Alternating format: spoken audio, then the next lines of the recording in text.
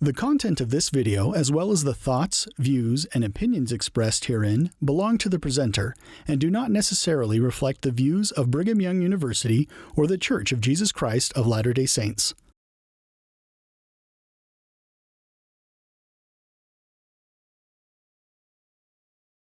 We're following the sad declension by which the earthly paradise in the fourth book of Nephi declined into the living type of living hell, which we find in many parts of the world today. This is one of the most valuable texts we have in the world. Nothing like it. It shows us step by step exactly how it happens. So let us perpend, let us pay attention. I hope to finish it the last time. We'll get on to the even more tragic Book of Mormon, perhaps today. But you notice we got the 27th verse. And here we see the new churches retained their traditions, of course. They were not seeking to be original. They claimed to be the old true church. This is the cafeteria theory of the church, you know. My son some years ago was a bishop in San Francisco, and there was a rich man in the ward who delighted in the gospel because it says it's just like a cafeteria. You can take what you please and you can leave the rest. Take what you want and so forth. Well, exactly what was happening here, you see. And they were back in 27. There were many churches which professed to know the Christ, you see. And they did deny the more parts. They took some parts, they kept parts of the gospel, and they got rid of others they didn't like. Well, we do that the same way. They did deny the more parts of the gospel, insomuch they did receive all manner of wickedness. Take that in and so forth. And they went further than that. You see, they had the gospel. They denied most of it, though, but they still had the forms and the ordinances, and they administered them as far as that goes. See? They professed to know the Christ. They accommodated their doctrines to the market. They supplied temple recommends on demand. It says here they would administer that which was sacred to those who shouldn't have it, to the wrong people, and because they knew what was sacred. And they claim to have it and sell it. And so here we go on. The 27th verse tells us a lot. Well, every one of these verses is loaded, you'll notice here. Notice. And it was very popular. The church grew phenomenally as a result of this. Remember, this is the church we're talking about. This is not apostates. Give them what you want and you'll win. This is the Nehor story already. Remember, the Nehors were so permissive and they taught the people exactly what they wanted to hear. So the Nehors grew like crazy. And we do that today. Of course, you have a survey. You take a poll and decide what people want, and then that's what you give them, and then you get elected, of course. So the growth of the church, this verse also teaches another thing, doesn't it? This 28th verse, that the phenomenal growth of the church is no proof that it's true at all, that it's following, that it's on the true path. Not a bit of it. See? It grew faster than anything because it's very popular. So don't use popularity as a gauge either, as far as that goes. Well, then, we get to, I've just been writing down this stuff this morning. There was a more active outfit, a more active group. They aggressively attacked the original church. They made fun of their miracles. Well, who would make fun of a miracle? Miracles that are premium, miracles what we want, and so forth. The 29th verse here. They despised them because of the many miracles they could see the miracles. You see. Well, miracles do not convert people. That's another point. The miracles that had the very opposite effect here as far as that goes. They despised what they couldn't see. Of course, miracles are going on that you may not recognize as miracles too. Remember, as Buckminster Fuller tells us, it's all a miracle. In the end, as Morris Klein, the great mathematician, says, it's all mystery. And a mystery is a miracle. After all, if it happens at all and you can't possibly explain it, what is a miracle? It's a miraculum. It means a little thing that makes you wonder. Milagroso, it's a miracle. Notice it's a diminutive, miraculum, a little thing that makes you mirare is to wonder, to admire, with open mouth, you see, in admired amazement. So that's what a miracle was, and they despised anything like that. They just brushed them aside, and you can do it with everything as far as that goes. But they had the power and the authority. They had the office. You notice here, they did exercise power and authority over the disciples of Jesus. Well, if they belong to another church, how come? They exercise power and authority. Not legal, it's religious here because it was a sacral state. who did tarry with them, and the ones that were foolish enough to remain, and threw them into prison and so forth.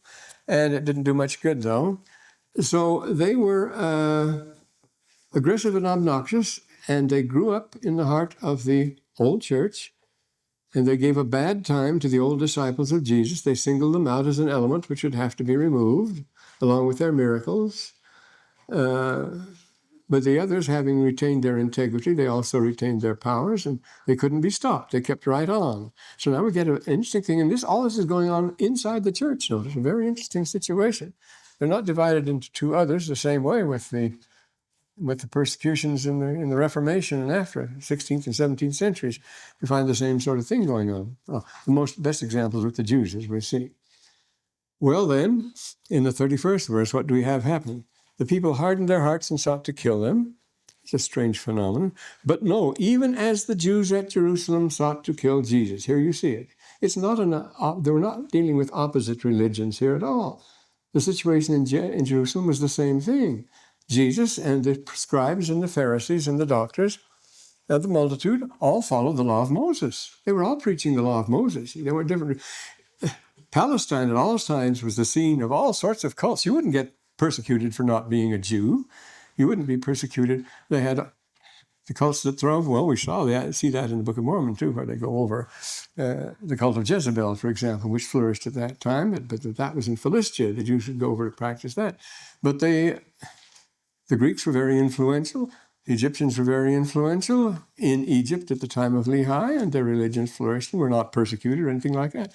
That isn't the issue at all here, you see, because but if you don't want to believe, of course, miracles will only offend you here. And remember, it was the miracles of Jesus, culminating with the raising of Lazarus. It was the miracles that turned the leaders of the Jews most against him. It was the raising of Lazarus from the dead that made them finally decide that he would have to be put out of the way. They couldn't let this go on any longer, you see. But it's all inside the church. The whole thing is going on there.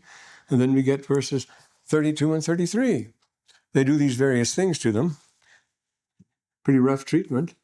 They wouldn't treat outsiders this way. I say there were many cults in Palestine. You're not blamed if you don't belong to that particular cult. Only a Jew could be punished, you see, by the Jewish law. They couldn't lay a finger on anybody else. After all, the Romans were much stronger than the Jews in the time of Christ when the Lord was there. The predominant religion was that, followed by Pilate. Well, the 10th Legion was there, and we have their cults, and they had the cult of Mithra, was very strong even at that time.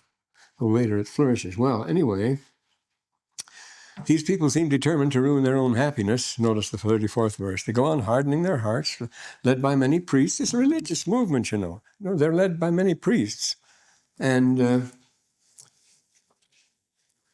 in the early 17th century, you get the same sort of thing, the same sort of depravity, the restless, the violent, the cruel times. Everybody was cynical. Everybody was heartless. They changed religions all the time. It made no difference. You had to have one or the other. And when you changed from the one, you'd start fighting the other and the other way around. They started going back and forth the same way. Look at the wars, Wallenstein and Gustavus Adolphus, and the rest of them, and Wallenstein, they would cynically change sides and go on fighting. This strange, insane cruelty. They say, this doesn't make sense. Who's writing? What kind of a history is this? The people hardened their hearts, led by many priests, and set up many churches. They did smite upon the people of Jesus, to dwindle in unbelief and in wickedness. It's the old bad business they're back to, and it's pretty bad. Well, you see it in the world today. You see, just yesterday, Christians in Lebanon resumed shooting at each other. I mean, really, going at each other hot and heavy with artillery, fires, mortar, everything else all day long. Two Christian sects in the middle of Beirut, which is always considered the most sophisticated, the most educated city in the East. And you know what it's become now. Well, right before our very eyes, these silly things are happening. They ruin their own happiness. Why do we do it? Well, of course, there's somebody there making it happen. Because these people are normally very, very friendly. After all, the Jews and the Arabs and the Christians have lived very, very peaceably together in Beirut for some 100 years. And then all of a sudden, have to destroy each other, but especially themselves. Well, and then here, this is an important thing too. Led by these many priests. In the 2nd century, the church broke up into lots of sects. Epiphanius lists 88 different churches. All these splinter groups split out. The 2nd century was the century of disbelief. But every single sect regarded itself as the old original church and all the others as offshoots and just sprouts and so forth as the splinter groups. But everyone claimed it was the original. And this same thing happens here. There are various churches here, each one claiming to be the original church, having the same basic doctrines and so forth. And so this insanity goes on. Well, see what they claim here, but I've just been marking some things down here. They're led by many priests, false prophets, but many churches. They built up many churches, but each one claimed to be the original one. And despite upon the people of Jesus, there was that group is always there. You notice it keeps pointing them out again and again. There's that little nucleus called the people of Jesus that remain faithful. They're always very much of a monarchy. And they dwindled in unbelief and into wickedness. And then finally comes a real showdown.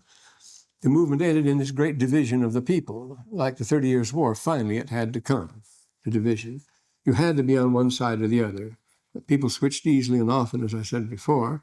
And each time they heartily hated the other side. But the true believers finally asserted themselves and broke off communion with the others. Notice in the 36th verse what happens then. There arose a people who were called the Nephites. Now there's a strange thing happening. See, this is all one big mix, one mess. It's time to sort of sort things out. There was a people who were called the Nephites, and there were the true believers in Christ. Among them, there were those who were called by the Lamanites, Jacobites, and Josephites, and Zoramites. These are the 3 tribes, well, Nephites, but Jacobites, Josephites, and Zoramites. And there were the 4 Nephite tribes and the 3 Lamanite tribes that always kept their tribal identity. You've noticed that all the way through. It's a very mixed ethnic picture, and they have probably their dialects too, as far as that goes. Well, there's an indication of that too. But here, the Nephites dominated the church and gave it to the whole people. Now, when they break off this way, this has happened before. You notice in the case of Joseph Smith, for quite a while, all the members of his family were still communicating Christians in various churches. Some were Presbyterians, some favored Methodism, and so forth. But then there came a point of decision when it became very clear that what Joseph Smith had given them was something totally different, and then there was a complete break.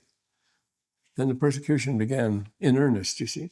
But for a long time, the family was distributed among these things, and then it became perfectly clear when they accepted Joseph's mission what was happening. The same thing happened here. It was the Nephites who broke off here. They call themselves Nephites.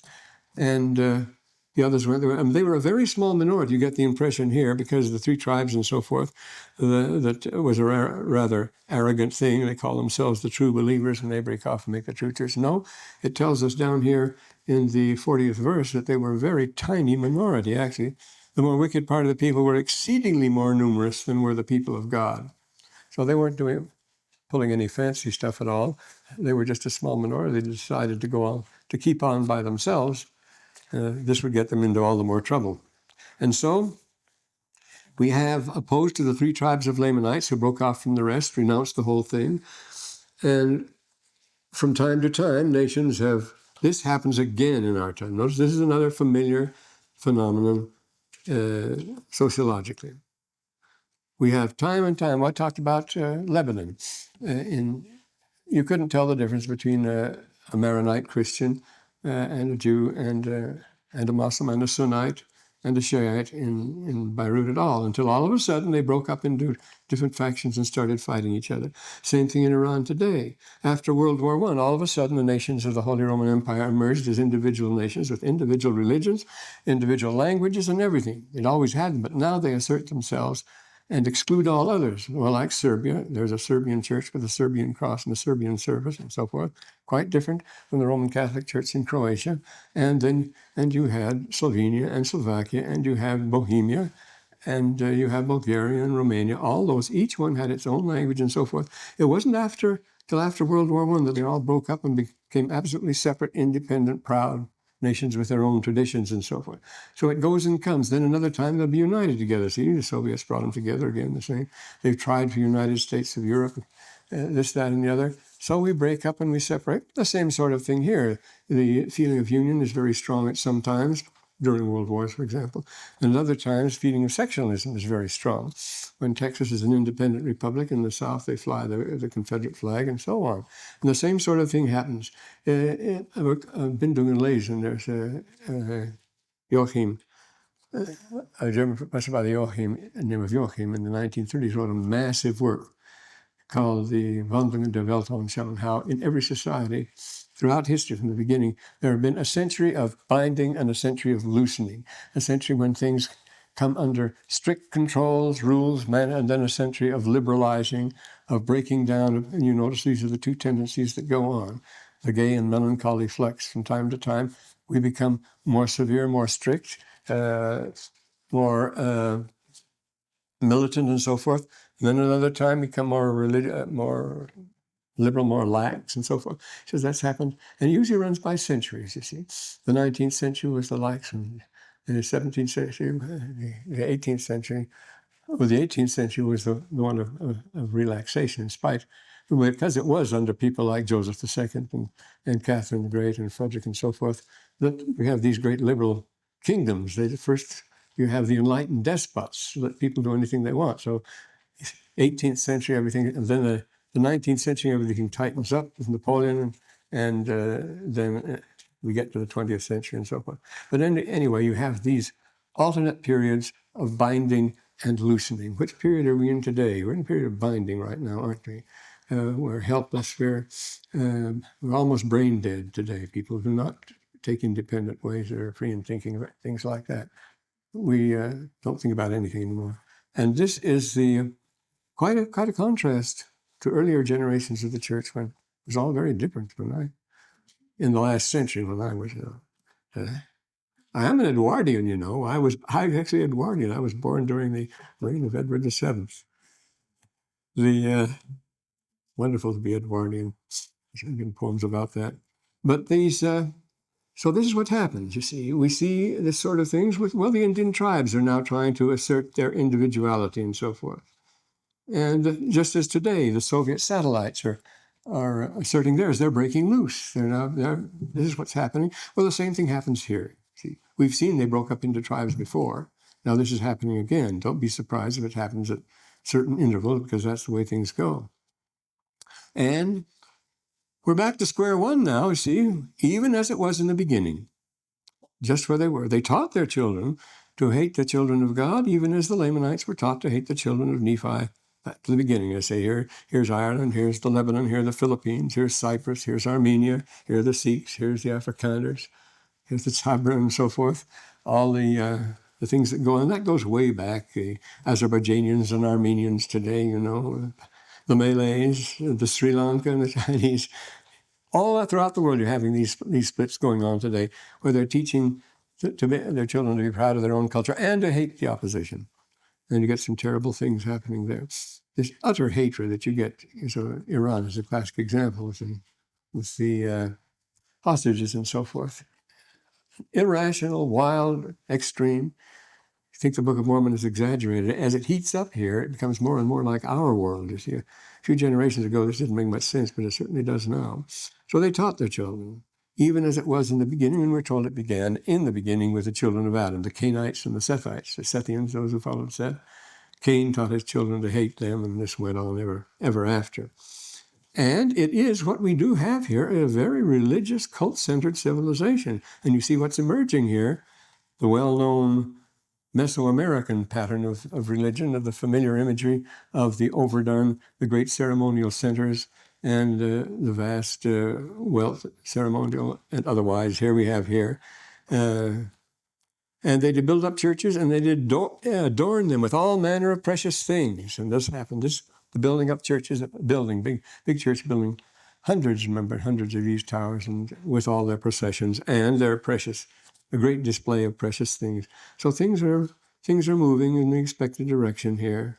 And the same thing happened on the dormant, in the Counter-Reformation in the 17th century. That produced the Baroque, these lavishly overdone, ornate, lavish Baroque style of Southern Europe.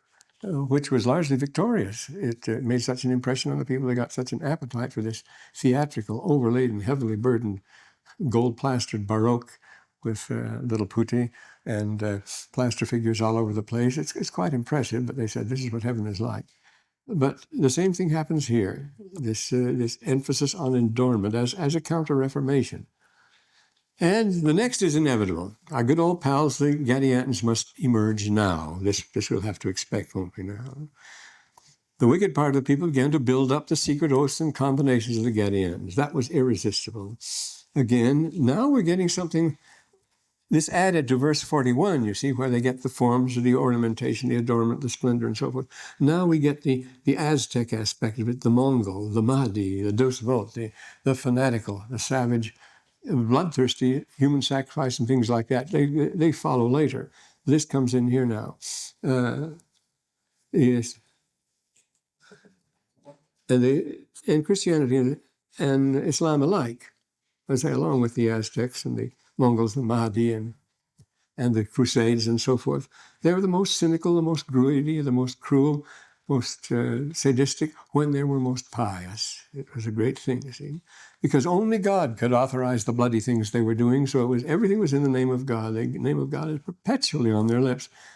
A single syllable in English, all you have to do is use it, and it justifies anything you want to do. God wills it, it's God's idea. Deus vult, you see the slogan of the Crusades. It is the will of God. Anything we do, like King Solomon, when he heard the Queen of Sheba was approaching him through the desert with her army, her hordes, and he says to his jinns, you go underground, make a tunnel underground, and you get to her at her camp as soon as you can and bring her throne back to me. He's going to surprise her with her throne when she comes up. But be sure you do it quick, because we must rob her before she becomes a Muslim. It won't be legal to rob her after she's a Muslim. That would be wicked. But as long as she's not a Muslim, we can do anything we want. So go and steal her throne, he says. But do it before she becomes a Muslim. That's going to be all right. The story of Solomon. Well, that's the principle of the thing. Like with us, of course, the Ten Commandments protect only our friends. They apply only to people we like. Thou shalt not lie, thou shalt not kill, etc. Thou shalt not steal. Well, you're not going to lie, kill, and steal from your friends, are you? It's only it's all right with your enemies. You get medals for that.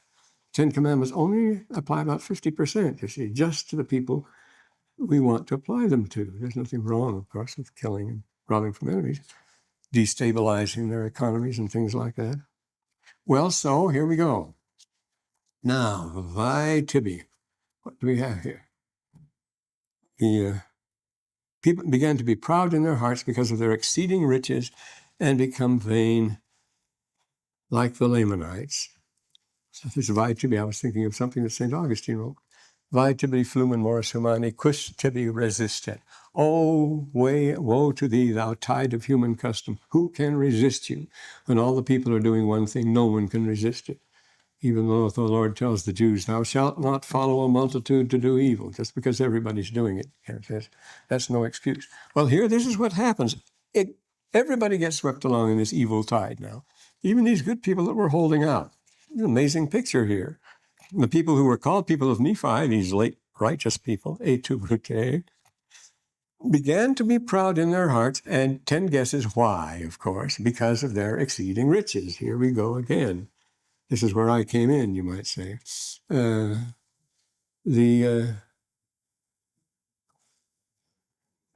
yes, this is 43.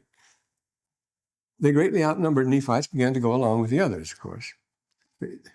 It was the custom. They were completely surrounded by these people and so forth, so everybody went that way. It was the name of if riches were the name of the game, they could show them a thing or two. And that's true, as you remember, people like the Quakers and certain abstemious sects, the Dutch Reformed and so forth, they quickly got very rich because of their thrifty, hardworking, sober habits and so forth. And of course, then they became just like anybody else. The riches became something. So, here it is now. From this time, disciples began to discern. There's the stroke of doom again. Because of their exceeding riches become vain like unto their brethren the Lamanites, and from this time the disciples began to discern. This is the turning point. Here again, we see throughout history, the disciples of Jesus remain a distinct group, you notice. And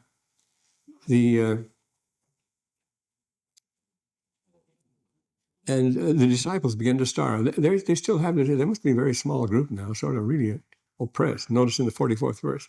From this time, the disciples began to starve. The disciples were something special, you see. But the fatal response to the call of riches that seals the doom of the people. I was going to take time and read, but the semester is running short now. I was going to read you something from the Roman satirists, the only great thing Roman produced with its marvelous literature of satire. It describes their civilization right down to the ground, so much like ours you wouldn't believe it, you see. Marvelous machine. Oh, please. Well, I won't have time. Please take time. Not today, no. I didn't bring it with me. I'm not going to talk about it. It's very funny. You die laughing because you recognize everything there. I mean, it's devastating. There's never such a commentary on wealth as Petronius. He just, oh boy, he burns your ears, but it all comes home to us, very much so. But this is the one that seals it, you see. And what do we have the next? And 300 years passed. The people of Nephi and the Lamanites had become exceedingly wicked, one like unto another. Well, so much for race and everything else, you see. Good people, the good guys and the bad guys. This is not two different kinds of wickedness, you know. They're all playing the same game. When you talk about power gain, popularity or authority, and the lusts of the flesh, as the four things that Nephi talks about, they all play that. It's a leveling out process, a one-party system in which everything is approved or covered up. They're all good guys now. And it tells us in the next verse that they are a business civilization based on commerce and finance.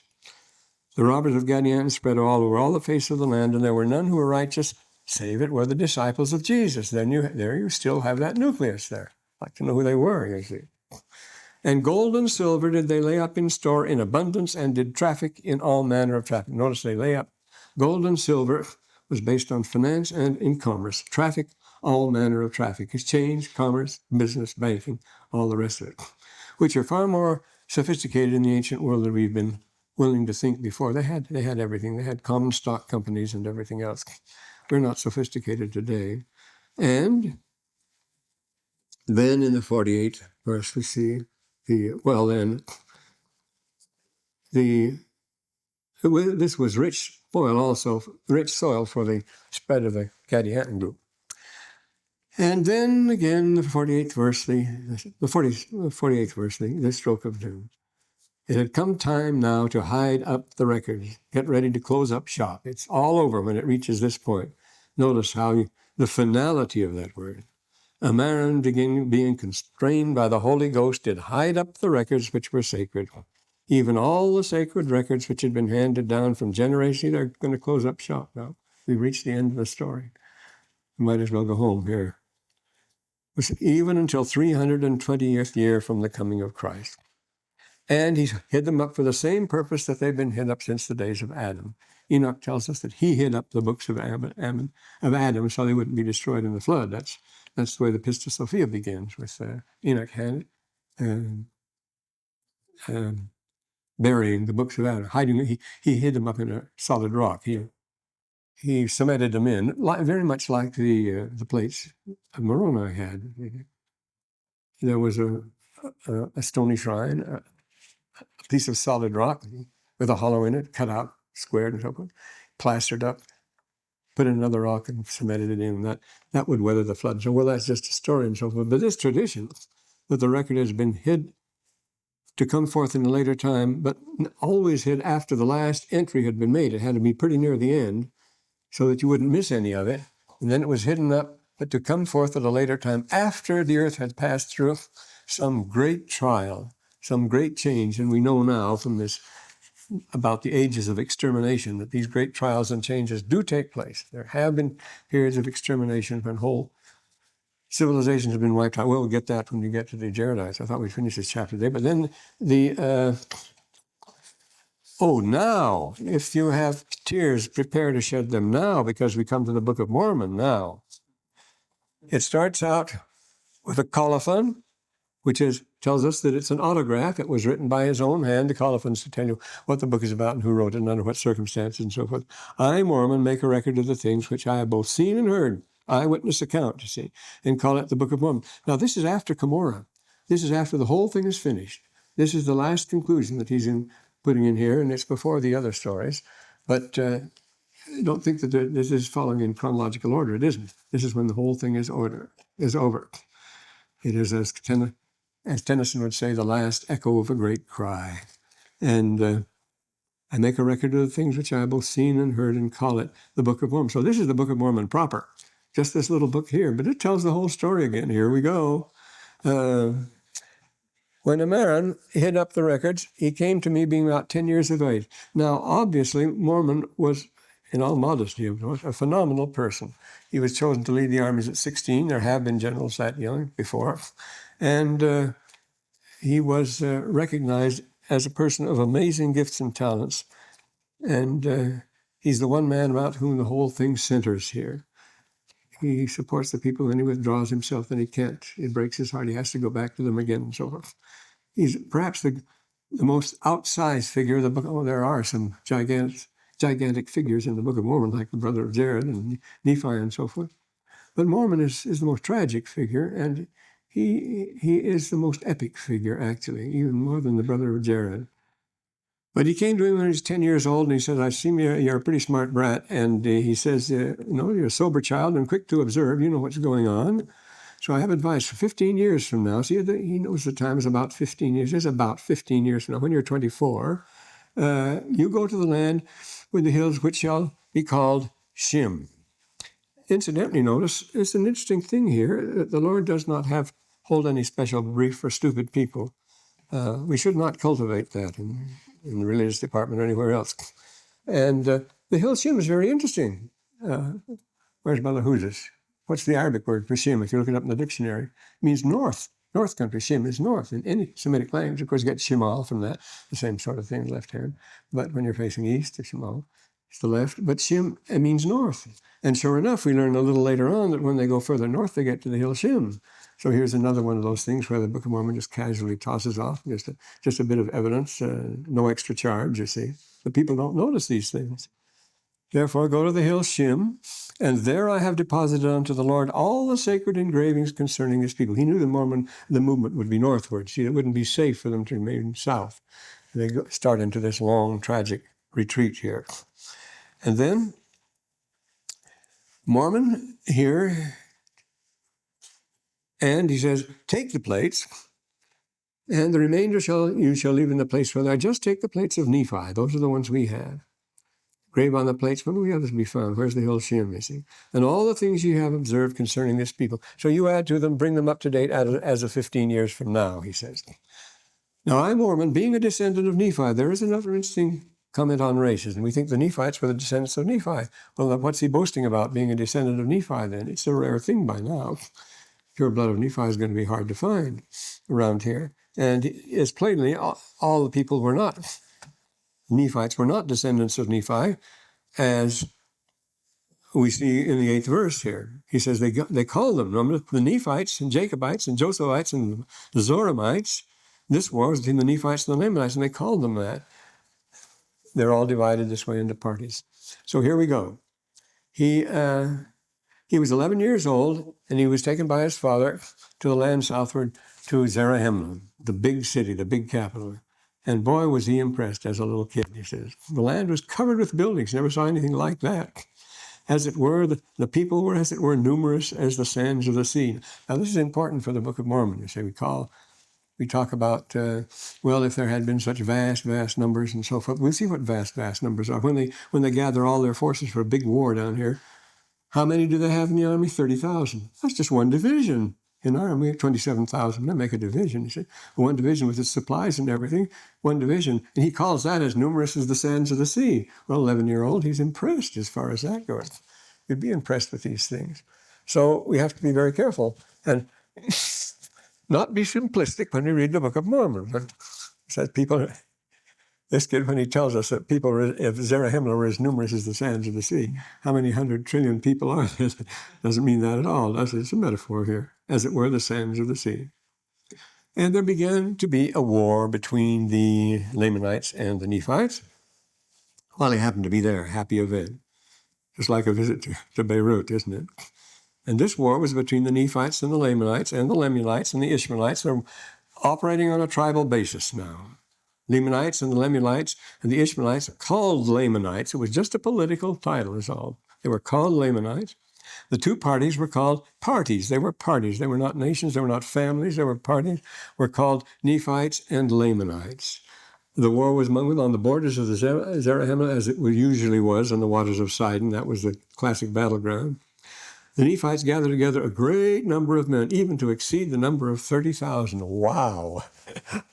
Almost a division, you see, an army division. Well, when you consider the Russians had 150 divisions on the line at one time, that's an army that is an army, you see. You know that during World War II, the British never committed more than 3 divisions at a time. 3 divisions was as many as they ever had. You got from the BBC and so forth that they were fighting the whole war, but they never committed more than 3 divisions. They couldn't afford to. They'd lost too many. Well, anyway, and the Nephites beat the Lamanites, 3 cheers, and the Lamanites withdrew, and there was peace for 4 years. But wickedness did prevail. It didn't do them any good here. Let me see if we had anything very wise to say here. Well, there's 4 years of peace. They brought no improvement. The Lamanites were still the bad guys, but that's not the problem, you notice here.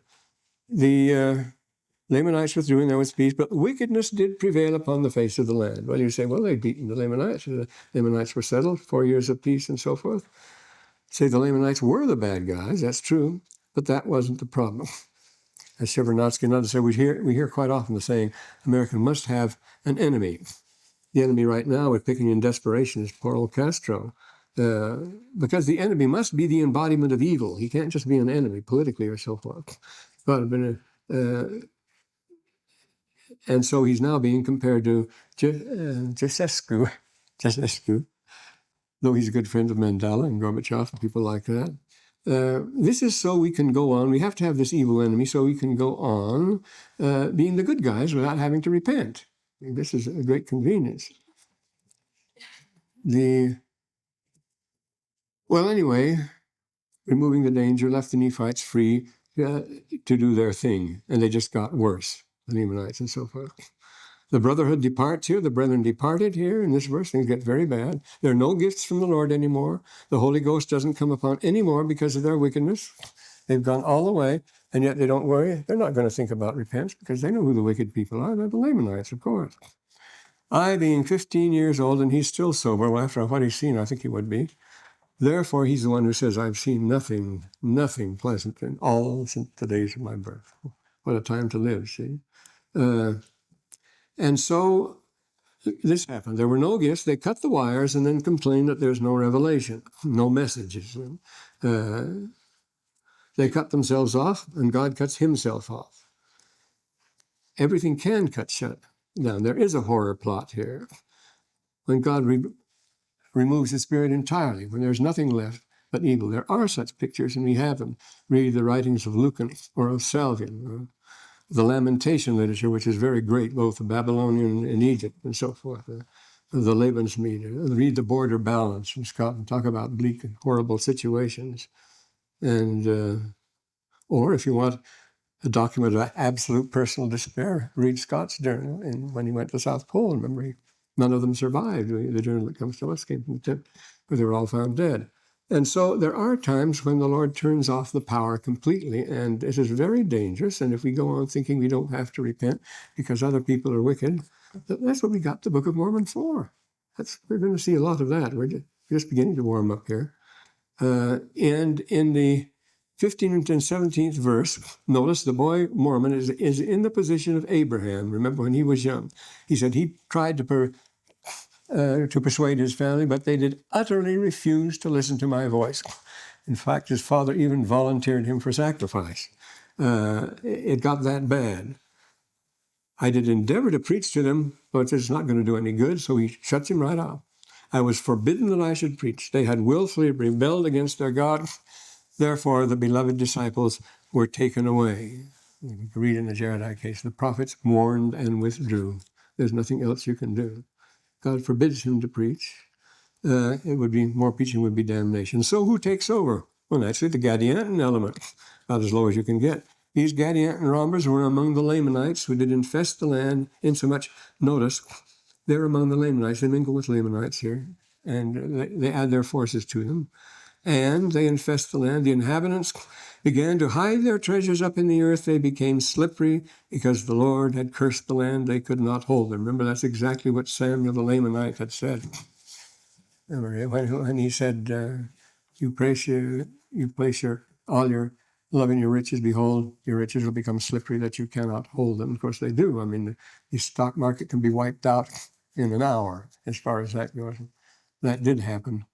I'm not talking about the October 19th of, November of 87, but I'm talking about the October 29, which I remember very well, when everybody got wiped out. I mean, completely wiped out. So these things can happen, and they became slippery because that they could not hold them.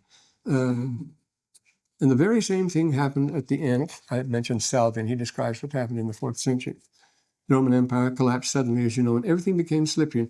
And that's why you find such interesting treasures all over Europe, because they were hidden on that occasion. Everybody hid up their treasures, the only chance. They might come back and get them. Very tragic cases. Hundreds of these treasures are found. The most tragic, I suppose, is in the Cave of Letters, when the Romans occupied Palestine, the Jews. Not at Masada, we find some of them there, but in the Cave of Letters, which is nearby, you find where the people hid out for the last time, and there they all died. They couldn't escape. And they were in these huge caves there in the Wadi Evert. And they give us their letters and their parting words and so forth. But in Europe at this time, at the end of the Roman Empire, the Bagaudi took over. They were just wandering bands that get together and go over and starting looting and raiding, and they became the terror of the whole country. They continued. You get your Roman, you get your free companies. Way down in the 14th century, you get the free companies, just bands that go everywhere, and you get the robber barons that set up their own castles on the passes and tax everybody, any merchant who goes through. For that, or they won't let them go through and so forth. Everybody's fighting everybody else. Well, these hills have been achieved. In fact, for long periods of time, they have been the normal condition. Life on earth has been utterly insecure. How can we be completely insecure? Well, hang around. You'll see how it can be completely insecure. And so we get, I say, the Bagaudi, the Cave of Letters, the Masada, and so forth. And, well, that's the time of the Crusades. Remember how they broke up. And 1348, the Danse Macabre and all the things, the plague, these things. Well, it's the end of the ancient world here now. It came to pass, this is what happened at the end of the ancient world. What did they do? They went to sorcery. Everybody took to magic at that time.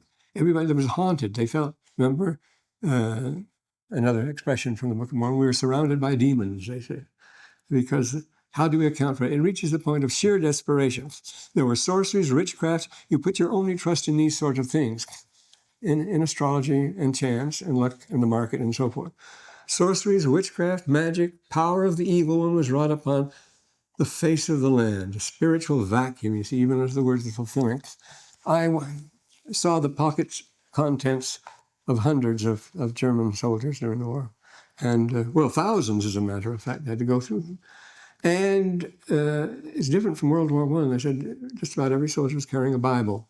You didn't find any Bibles, but you found rabbit's foot, you found charms, you found lucky charms, you found quicksensata, you find all sorts of superstition. They were superstitious, get out, but they had no faith. It was a very sad thing. Then everybody feels helpless, everybody feels haunted. Magic takes over, witchcraft, because what else can you do? So charms and talismans abound here at this time. And then, lucky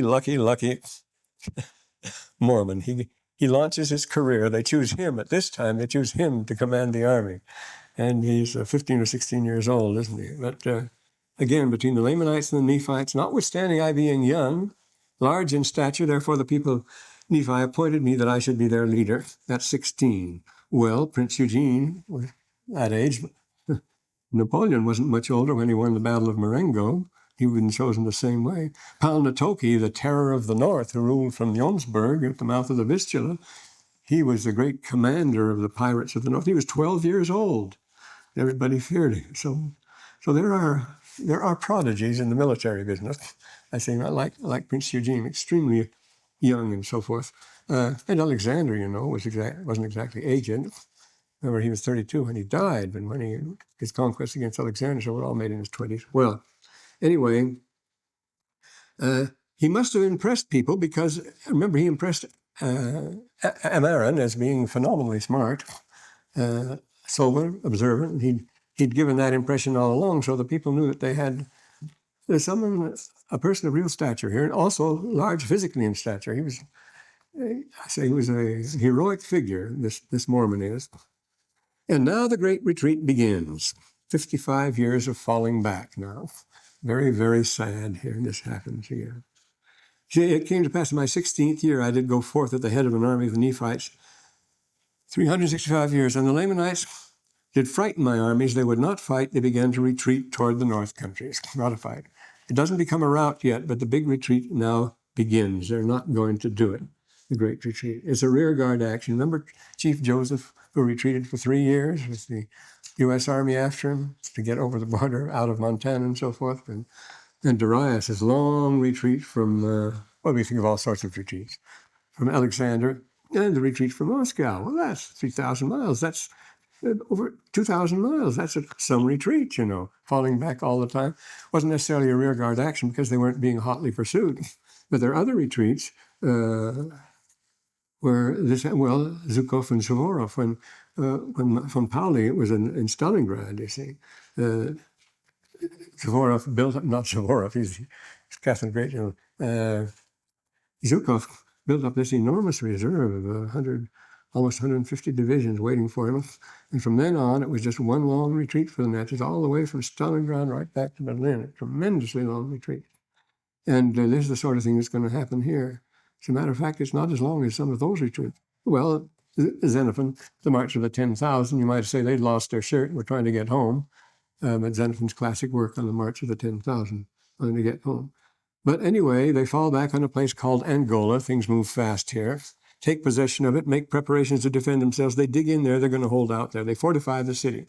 This is the system they're going to use. They fall back on strong points and fortify them and try to hold them. But there is and they drove them out. They drove them out of the land of David, and they came to the land of Joshua, which is on the shores west by the seashore. These lands, Joshua, why would they have these names of biblical lands here? Well, that's what we do all the time. Of course, we name our own lands. When we move, all the names we give to our lands and cities are those we have in the Old Country. And as far as naming them after heroes of the Old Testament, this is exactly what people would do when you go in. When you go into the classes that went into Rome, to upstate New York, Joseph Smith's got you have Rome, and you have Athens, and you have Syracuse, you have all the old classical names of towns up there, things like that. We carry our old names over, and we keep our tradition. They don't invent names cold unless they describe either the founder of the city or some peculiarity about this, Battle Mountain or something like that. But land of the border of Joshua, west by the seashore. We could follow these on the map, but sad story. There they gathered again together in one body. That's a bad sign. When you gather together in one body, you should keep two bodies so it can counterattack and all sorts of things. But that, as Clausewitz says, beaten armies, of course, tend to bunch together for security, a feeling of security in each other's presence, and feeling that in mass and in number there's strength. It's a dangerous thing when this happens, and it happens here. It's a one body. The land was, what a picture. What a marvelous 8th verse this is, describing the complete breakdown of government. This is exactly as things were in 1918, 17 and 18 in Russia and in Eastern Germany, the same way in Berlin, actually. I've heard people describe who went through it. And the land was filled with robbers and Lamanites. Notwithstanding the great destruction which hung over my people, they did not repent of their evil doing.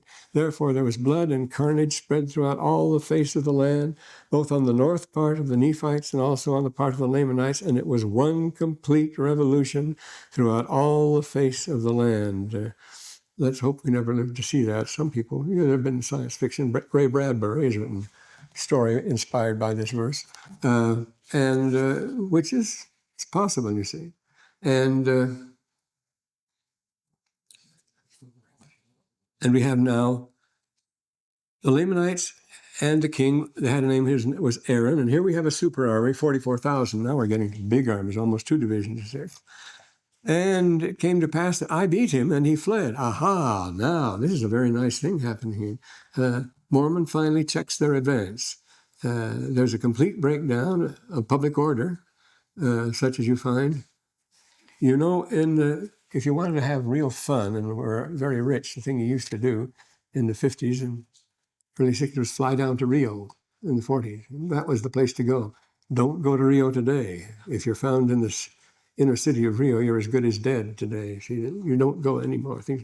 Or some countries like the Sierra Leone, we have an ambassador, a Persian girl, a marvelous girl who joined the church, married the daughter of and married the ambassador to Sierra Leone, who was a black man, a very fine man, and they lived there. She had a great influence in Sierra Leone, but it was a country in which, at the time there was no law or order at all. Nothing was safe, and nobody was safe. So we have these conditions in the world today, and you're lucky if you better stay in your hotel and keep your blinds down and things like this. These are the instructions they give you wherever you go today. And go to the American embassy. They'll tell you, sorry, we can't protect you. You just have to do the best you can and so forth. And get out the country if you can. Maybe we can get you out. This is the way they talk everywhere now. What a world we live in. Saved by the bell. It could get worse and worse, you see. So, but now, look, when you get he was 23 years old, this kid from the farm that wrote all this stuff.